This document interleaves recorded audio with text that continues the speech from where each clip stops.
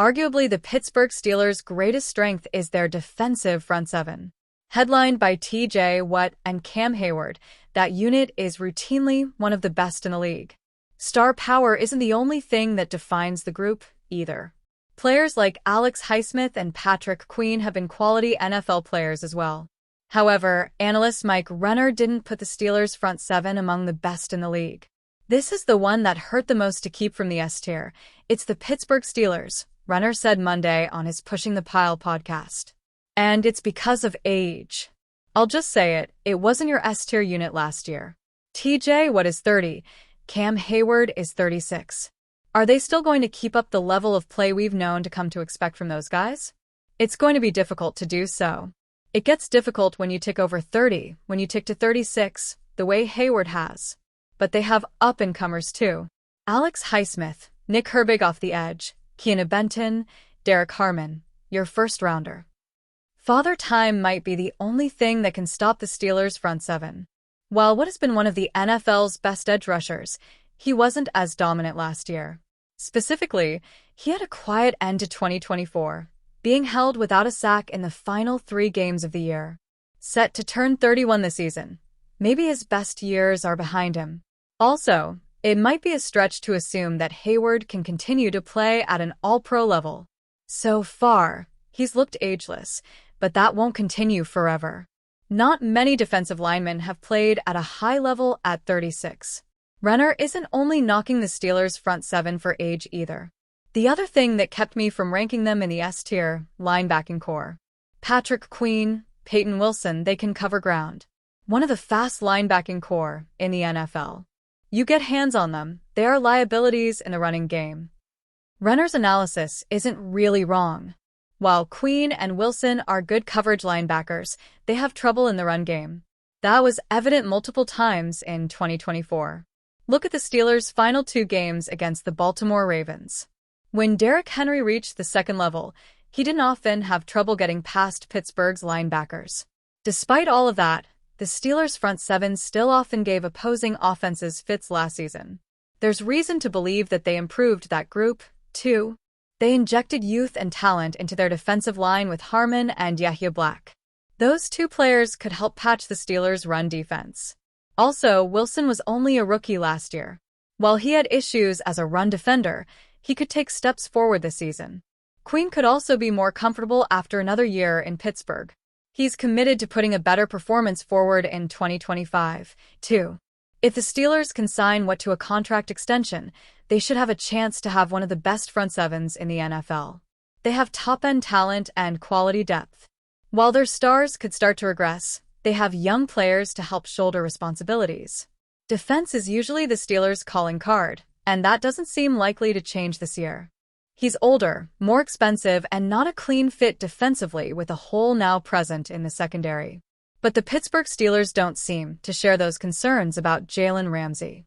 After acquiring him last week along with tight end Jonnu Smith for safety Minkah Fitzpatrick and a late-round pick swap, the Steelers believe they're a better team. They also believe Ramsey is more versatile and can do more in the secondary. At 31 years old and not a true safety, Ramsey projects as an interesting fit for the Steelers in the slot. He'll be compared heavily to Fitzpatrick, though, considering they were essentially swapped for each other.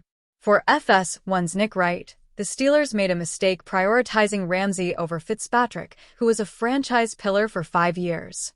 I think that when I looked at this trade, they valued Jalen Ramsey more than they valued Minkah Fitzpatrick, Wright said, according to video via FS1. And I think that's a mistake. I just don't think at this point in his career, Jalen Ramsey is better than Minkah Fitzpatrick. Fitzpatrick is just 28 years old, but he's coming off 2 quiet seasons with the Steelers. After leading the NFL with 6 interceptions in 2022, Fitzpatrick had just one over the last 2 years. That interception came in Week 16 against the Baltimore Ravens on the road last season.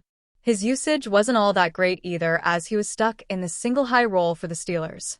That allowed him to keep a lid on things, but didn't put him in many promising situations to force turnovers. With Ramsey now in the fold, the Steelers seemingly believe that they can do multiple things in the secondary, moving the 7-time Pro Bowler around in different roles.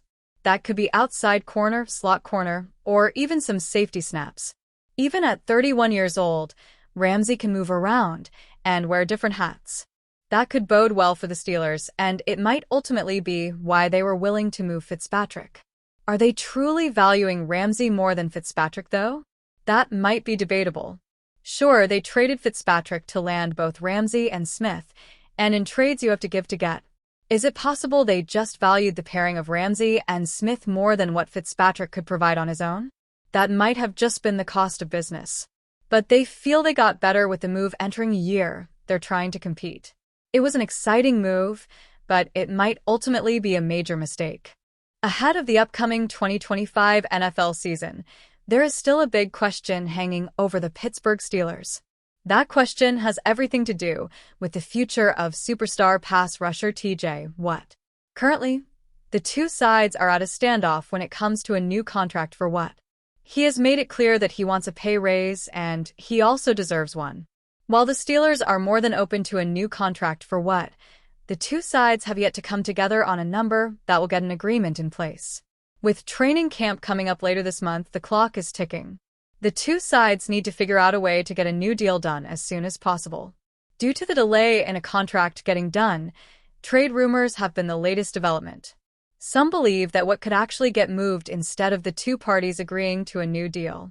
Despite all of the rumors, a new update has been given about the situation. According to a report from ESPN, NFL insider Jeremy Fowler, Pittsburgh badly wants Watt to stay in town. Unfortunately, contracts can be difficult situations to figure out.